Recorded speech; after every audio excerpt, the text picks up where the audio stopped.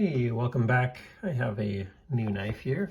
It's actually one that I did an unboxing on before, but I, in the middle of the unboxing, was closing my Arius and it closed on my thumb here and it kind of cut across it. And it wasn't bad or whatever, but it was like bloody. And look, I could spend a bunch of time either fuzzing it out or, I could just put it up there, but I don't really know what everyone wants to see on here. So I figured I'd just do this one again. So I only got to spend, I don't know, it was a 16-minute video or something like that with the knife, and then I just put it aside. I have not gone back into it since. It's number 903 from, this was like I think a 2019 build. So it's definitely, let's see if I get this in here, not like a brand new knife. You can see even on the box that there's a little bit of wear there. But the knife itself looked really good.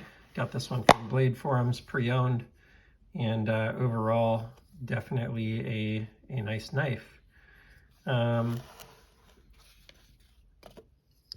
general things I took away from it were just that the blade, so I'm just going to tell you exactly what I remember off the top of my head, and then I'm going to kind of start re-experiencing it again. I remember just being impressed that this blade runs really flush with the frame. Not a lot of knives do it that way. In fact, very few do. A good example would be here with the Rockwall thumb stud.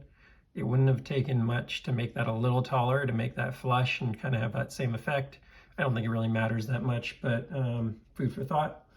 The second one was that the blade was quite impressive. It is quite a mirror finish. It's like I'm trying to think of it's like a stone wash that's been mirrored, which is pretty cool. You can actually see it reflecting the camera here, which is pretty wild. It ends up giving quite an effect. You can see my hand over here, and that is pretty impressive, and like one of the main things I remember. I also just remember it being very smooth, like a stronger detent, but generally fairly smooth here. Not super strong on the detent. Like I'm trying to think of one that has like a flipper that has like a stronger detent. I think the Grimsmo that I just reviewed probably had a little bit of a stronger detent than this, where you can really load up. This one you can too, though, just more than enough. Like you can either light switch it and get a really good action, or you can just push button it and get a really good action. Let's see if I can do that a little better. No, I got in the way. But either way, it's definitely one of the best flipper tabs I've ever dealt with. Super well centered, fit and finish on the titanium. Very impressive. This is anode, obviously, and has a light texture. They do some that have much more distinct texture than this, but I like this one. It's very it reminds me a lot, actually, and obviously this is backwards, I should say. The Rockwall reminds me a lot of this, where it's, gives you a little bit of traction, but it's not like wild or overstated or anything like that. The pocket clip is quality. You're not going to see any little stamped metal here, but it does look like it probably would be a little bit of a bear to get over the, the jeans in some cases. If you had thicker jeans, it's definitely a stiff pocket clip. Backspacer and the pocket clip are a slightly different anode color to give a little bit of extra life and character to the knife. So that's really nice. The weight's not bad. It feels like it's maybe like a 4.5 ounce knife. I don't remember if I weighed it or not, but the weight feels very reasonable for what it is, for the amount of cutting edge that it delivers. It's definitely a full-size knife. Let's get a weigh in here. 4.06, so just over 4 ounces. And if I had to guess, just looking at it real quick, it's probably like 3.5 inches of cutting edge there. Let's get a quick measurement here if I can find my measuring tape. So cutting edge here, just over 3.5, call it 3.5, blade length, about 3.6 inches. So it's really a fairly efficient knife, and then the action is absolutely drop shut and not, it's a really nice balance between like a Rosy and a Grimsmo. The Grimsmo was so drop shut and so fast that it almost was like kind of dangerous and out of control. This one, you know, if you're careful, you can basically one motion, just like the Grimsmo can. I'm not a big fan of doing this, by the way. This is cool kid stuff. I'm not that cool, but it's definitely doable. I personally just do a nice controlled closure myself. You can see here, just gravity can close it. So I have to shake it like the Rosy, but then it's not so crazy that I feel like I'm just totally out of control like the Grimsmo. It just felt like, move, finger, get out the way. It was like, you're gonna lose a finger on this thing. This is really nice on the action, really nice. I'd say that's probably its best quality, is it's probably the smoothest. There's only one knife, the NCC Mark 1S, which I also have an unboxing coming out on soon. It's the only one I can think of that had, you know, really maybe just as good action. I think the detent was a little too strong on that one though. I think this is the best flipper tab action I've ever felt. I think the Mark 1, although the detent was like a tad too strong, was a little more satisfying. This is a little fragile feeling, whereas the Mark 1 feels very strong. But this thing is a work of art. Really like the pivot hardware. You know, they're not just half-assing that pivot hardware. You're getting your money's worth. I don't know what the MSRP is on this knife. I know what I paid for it. The secondary on these knives is, depending on what options, it's $1,000 to $1,000 plus. I got a reasonable price on it, luckily. But overall, you know, like for me, this isn't my go-to. Like if I had a thumb stud, this could be a top 10 favorite for me. If I had a thumb stud also. It has such a small flipper tab, I wouldn't even mind it keeping the flipper tab. But if I could just have a thumb stud on it on top of what it's got, I think it'd be you know, a real favorite. Love the liner lock on it. So this is the V4. The V3 was I believe like a frame lock. So this is definitely pretty sweet in terms of you're not gonna ever put lock bar pressure on it. So, you know, there's also in some cases you'll see like an inset frame lock, but I still prefer a liner lock like this, first because it's actually still super easy to access. So like I don't have any issue getting to the lock bar here. It's nicely knocked down. It's easy to press.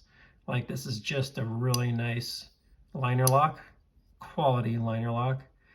And two, there's still a possibility of putting lock bar pressure on yourself, especially on a flipper tab, if you do have an inset frame lock, because the way that you want to naturally do a flipper tab is to grab right here. That's like the best possible place to grab.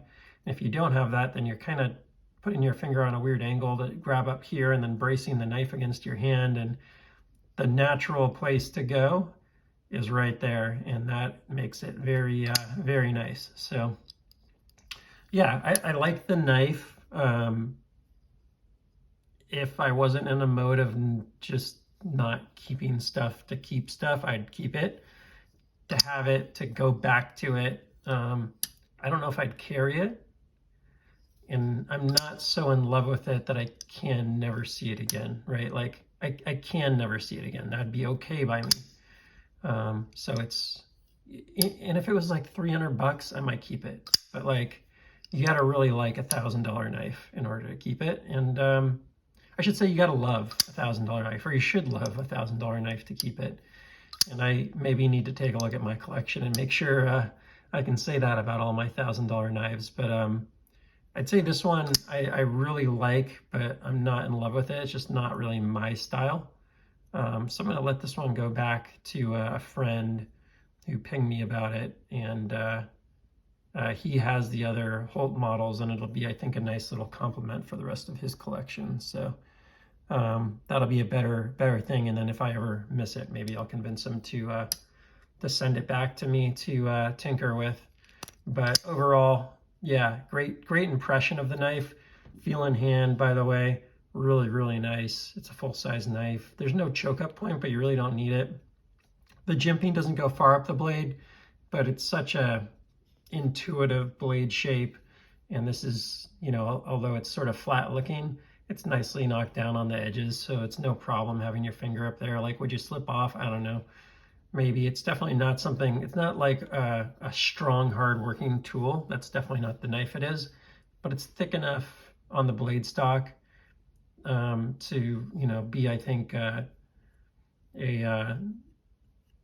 trying to think of the right way to put it, but a knife that you wouldn't mind using if you were to carry it. It's a nice flat grind. As flat grinds go, it's about as nice as I've seen. You know, it's just beautiful how they've done it here. But I don't think that it's, you know, like a hard use knife. So I don't really mind that much that the jimping's not up there. That's really where I'm going with that. So, yeah, overall, I understand why people really love these knives, and I feel like it's a great example of a flipper tab knife, the best, you know, top 3 that I've seen. I only have a few that I like more with the total package in terms of value, but like if you just look at what it is and take price out of it, it's top 2 flipper knife that I've probably ever handled. I'd say, well, you know what? That may not be true. Let me think about it. It's definitely better to me than a Hinderer. You can definitely feel the level up on fit and finish versus a Hinderer. This is a great knife though. It's actually a pretty darn good flipper knife. The tactile Rockwell flipper, I don't have one out right now, but is good, but not as good. Just technically, again, taking price out of the picture. Obviously the tactile knife is $300, and this is again, a much more expensive knife. The Koenig is probably, let me pull out the Koenig real quick and we'll see if I can do this without bleeding in this one. The Koenig, I gotta say, I kind of enjoy it more. It's different. Like the Holt feels a little more refined. And then again, you don't have the lock bar pressure issue. The Koenig, again, is kind of like the Grimsmo in that it's almost 2 drop shut. Like you got to be pretty careful or you can get yourself. Where I got myself last time is I didn't do this up here. I tried to get a little fancier thing and go low.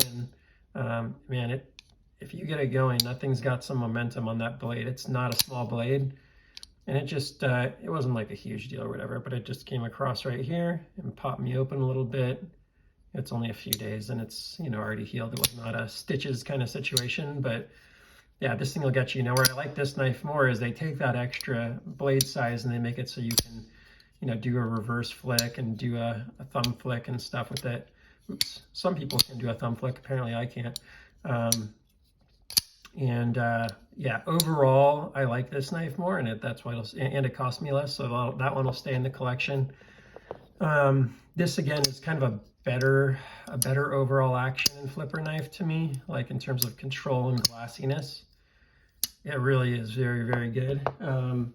That NCC Mark 1S, take a look at that video if you haven't seen it. It's a pretty custom knife, and I think it's about a $1,000 knife also. Although the secondary is not as strong as it is for the Holt because it's not a very well-known knife. It's a Nick Chuprin knife, I think is his name, who was involved in the BBM.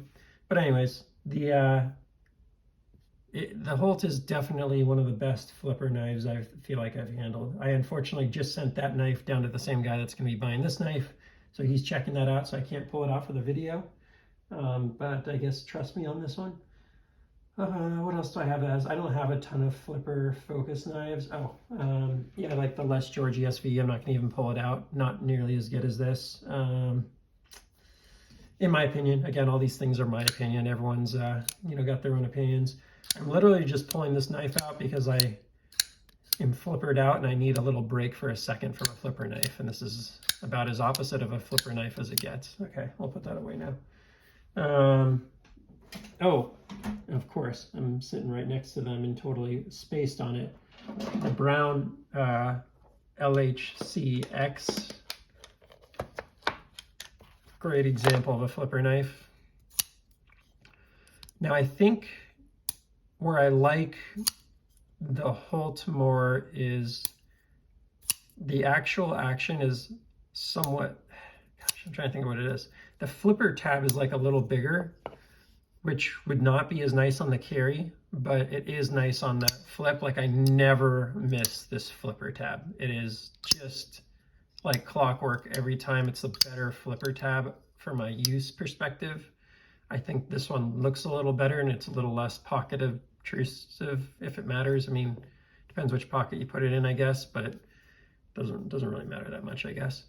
But man, there's something about these browns that is just special to me. And I'm also a big collector just because I live really close to brown knives, and I don't know, we all like the home team for a reason, right? Sometimes I think it's a silly concept, but something overall about these knives that I like a little more about it, even though it is an inset frame lock.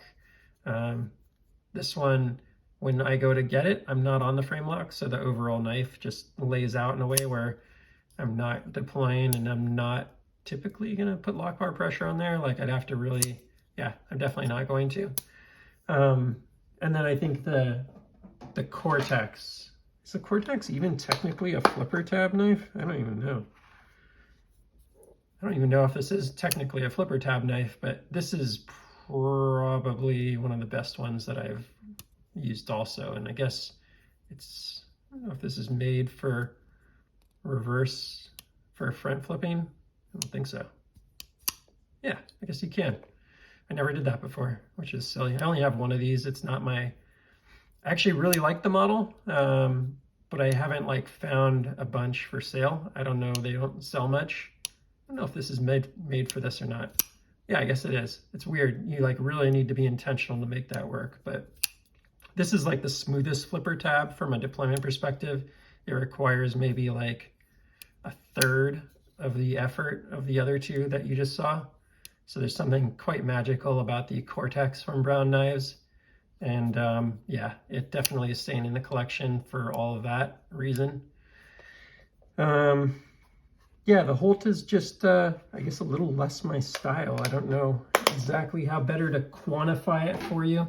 I could put it into the pocket score, but gosh, it is really good though.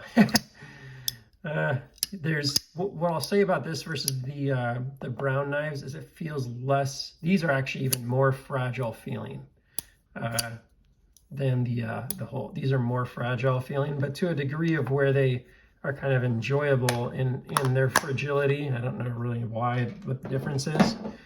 This one is less fragile feeling, way more robust feeling than any of that lineup.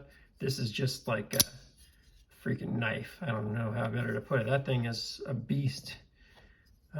This is a nice little in between. I guess now that I'm exploring it more, I may end up regretting selling this one, but kind of rather my friend that's got a collection of Holts to have it and know he wants it than for it to be kind of like one of those knives that when I don't have it in hand, I'm not going for it, but I don't necessarily want it in the collection. Like the Browns are in the collection because I want these local knives that were made 30 minutes from my house.